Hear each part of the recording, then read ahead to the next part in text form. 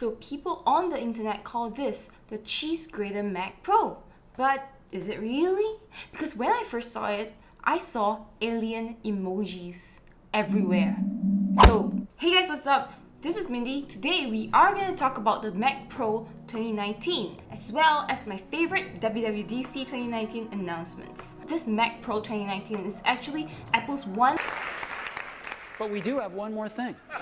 Throughout the years, the past 6 to 7 years, Apple has never launched a hardware during the WWDC. So this year's WWDC was really special because they released two things: the Pro Display XDR and the Mac Pro 2019. These machines are meant for the Pro users because these Pro users actually will make use of the power inside the Mac Pro. And this Mac Pro is a beast. Why? This is one of the rare hardwares that Apple allow you to customize. Apple designed this machine to be as customizable as possible so that you can keep on adding graphics card, and when the graphics card improves, you can remove the aluminum frame and add the updated technology into the Mac Pro so that Pro users and people who buy this machine will be forever having the fastest, the most powerful computer in the industry. So how powerful is this computer? Let me just break this down for you guys. If you are an editor, you can edit up to 3 8K video files at the same time and it will still run butter smooth. And this is actually quite a big deal because 8K footage is a lot of details. There's a lot of things within the 8K footage and it will require a lot of power to edit. Essentially, this Mac Pro is able to handle really heavy multitasking and intense graphic stuff. So I really wonder if you can game on this Mac Pro because Apple devices are not very well known for being able to game at very high frame rates, but with this power, it will be really fun to test out if people will be able to game on this Mac Pro. I know I will be looking out for those videos because I love gaming, so I have always been on the constant lookout for Macs that people can game on. But if you were to solely use this Mac Pro to game, I think you will be kind of underusing it. So yes, I am going to talk about the design of the Mac Pro. So to be honest, when they first showed the teaser, I had no clue what this thing was. The holes, aka the lattice design, look like shapes of alien emojis to me. This is a very weird design. It doesn't really look like an Apple kind of design. So apparently this was a throwback to the 2006 Mac Pro where they had the squarish design. So they went from this to the trash can design in 2013, and right now in 2019 they went back to the 2006 design with the holes at the sides. Honestly, for me, I very much preferred the trash can design because it felt very uniquely Apple and it had a very minimalistic look to it. And even as an Apple fan, I just don't really like the 2019 latest design. But this is super functional and I'll cover this in a bit. The second thing that Apple released alongside with this Mac Pro is the Pro Display XDR. This is a 32-inch 6K display, and XDR means Extreme Dynamic Range. And Apple says this is better than the industry standard HDR. And this display has a really insane contrast ratio of 1,000,000 to 1. You can see brighter highlights, much deeper blacks, and color editors will have more freedom to play with the colors because they will see colors more true to life. This is an extremely bright monitor, 1000 nits. This monitor will be able to sustain 1000 nits of brightness indefinitely, and this is really scary to know. A typical monitor is only 350 nits bright, so this is about 3 times brightness of a normal display. And the thing is, this is not even an OLED display, it is only an LED display. And so why is this Pro Display XDR so powerful? Because Apple actually redesigned the LED display as well as the backlights and achieve the insane contrast ratio of 1,000,000:1. So yes, really good job Apple, good job. So because these machines, the display as well as the Mac Pro, these machines are so powerful, so you really need a lot of cooling and ventilation to prevent overheating inside. This latest design is created specifically to significantly improve the ventilation. They don't just poke holes in these machines for nothing. So I am kind of glad that Apple actually took this into consideration over the looks. So thank God, quality assurance box checked. One more thing to say about these machines are that it is super pricey. Base prices are $6K for the Mac Pro, $5K for the Pro Display XDR, and guess what? This display does not come with a stand. This Pro stand is sold separately. And the Pro stand, $9.99. And like the Mac Pro, they'll all be available in the fall. A lot of people at the WWDC were shocked as well, just shocked. And another $200 for the VESA mount adapter. The maxed out setup can cost up to $35,000. So these Pro machines are just not targeted at you and I, they are targeted at Pro users. So yeah, it is expensive. It is not for you and I, people who are not willing to fork out $30,000 and who don't need these setups. So next, I'm going to talk about my favorite WWDC announcements that I loved and that I actually mentioned in the previous video, but it was taken down from YouTube based on copyright claims. This is super useful and applicable for anyone who owns an iPad, a Mac, or an iPhone, because all these software updates are going to come to you free of charge this fall. So first, the features of iOS 13 is coming, so dark mode is finally here. This is how it looks like. This is super beneficial for iPhone holders with OLED display,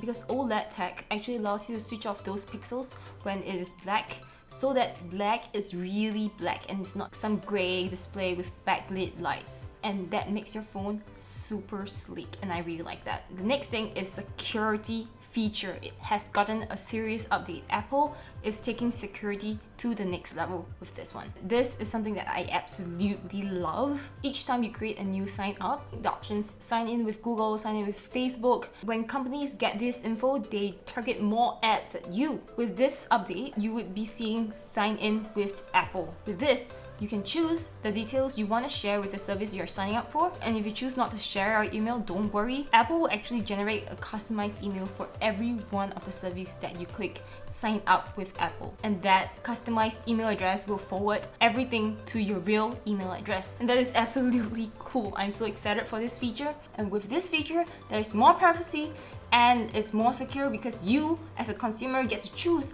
what you want to share with the service provider. So I'm so glad that in this update, Apple actually took securing your privacy and information to the next level. So that is really good job, Apple. So next, the photo app also got a new update. This is something that all social media people would love. There is an improvement to the interface of editing your photos, and the big news is that now you can edit your videos on the local Photos app. So yes, now you can flip your videos horizontally, vertically, up to you to post on social media, and you can even edit filters, colors, and all that great stuff on the local Photos app. I love this because I don't have to open up a million apps just so that I can edit my videos, and viewing your photos has changed.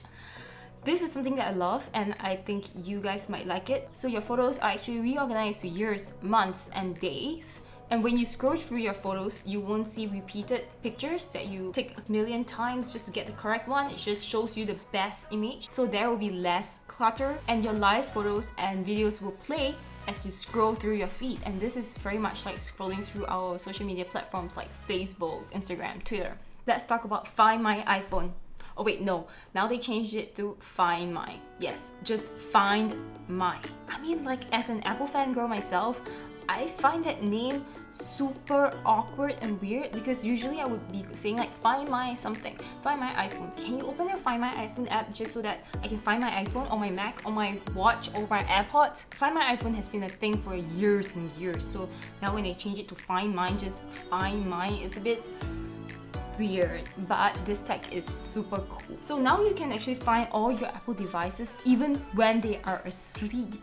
They used a technology such that when your Mac is sleeping or closed or not connected to Wi-Fi, it will still emit a Bluetooth signal that nearby Apple devices can sense, and these devices will then tell your iCloud or Find My app the location of your Mac, and it is all encrypted and anonymous so that your privacy is safe. So next thing, Siri has got an update. Siri now has a new voice, and now Siri on your HomePod can recognize your voice and personalize things to who you are. And that means that if my mom asks my HomePod to read out the messages that just arrived, it will not read out my messages to her, because now it knows that that is not me, that's just my mom. Finally, this has been highly demanded by HomePod users. So thank you, Apple. Thank you for making this available. and something disturbing. Now, Siri will read your incoming messages when you're on your AirPods instantly, and you can reply immediately. Like, why, Apple? Why? Why? I don't understand. Why? Okay, I get it. Some people want to be on the ball and on the beat and be able to read every single message and reply to it instantly, but I find it so distracting because if I'm on my AirPods, I would usually be working out and I don't think I want to receive, hear, and attend to all my messages while I'm doing that. Just my personal opinion, I think that would be so distracting. Let me know what you guys think because this is one feature that I will try once and switch it off for the rest of time.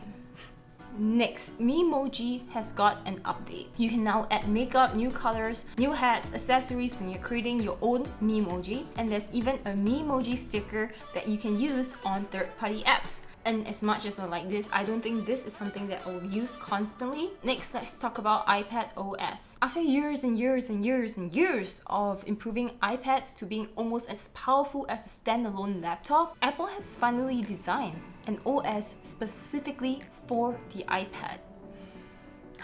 It now has a new home screen and new gestures. 3 fingers pinch to copy and inverse that 3 fingers pinch to paste. 3 fingers swipe to undo, so there's no more shake to undo, but I think you can turn it back on if you like. And files finally gets a redesign. Now you can see so much more details about your file, and now you can finally connect external drives to your iPad. Yes, yes, yes! Finally, this would be appreciated by so many content creators and photographers. Safari gets a desktop class browsing, and they also included a download manager for it. There are new fonts, new keyboard shortcuts. Essentially, Apple is trying to improve the OS to match the power of the iPad. Really good move, Apple, because this will definitely encourage people to be more productive and to use their iPad even more. Okay, next, macOS Catalina. This is a new operating system for your Mac. So one thing you need to know is Sidecar. Now, you can extend your Mac to a second display using your iPad, and this can be done wired or wirelessly.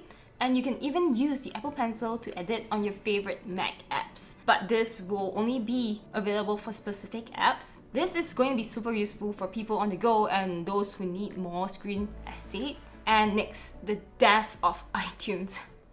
Wow, okay, after so many years of iTunes, they killed it. Now instead of iTunes, you have 3 different new apps. You have Music app, Apple TV app, and Apple Podcast app. But I guess the good thing about this is that when you plug in your phone to your Mac, you will not receive that pop-up asking if you want to sync or back up your phone. That is so annoying. Can we agree on that? Let me know in the comments below. But for Windows users, don't freak out. Don't worry, because Apple just announced that Windows users will not be affected by the death of iTunes. The death of iTunes will only affect Mac users. And honestly, there's not much change to it because now whenever you want to sync your phone, it's just in your Finders application. That's all for all the updates that I'm most excited about and what I thought that was most useful for you guys to know. Let me know what you think of them and what you are most excited about. This is Mindy. Thank you for listening. If you like this video, don't forget to like and make sure you subscribe for more videos like this. I make new videos every Tuesday and Fridays, so stay minty and cheery. Bye!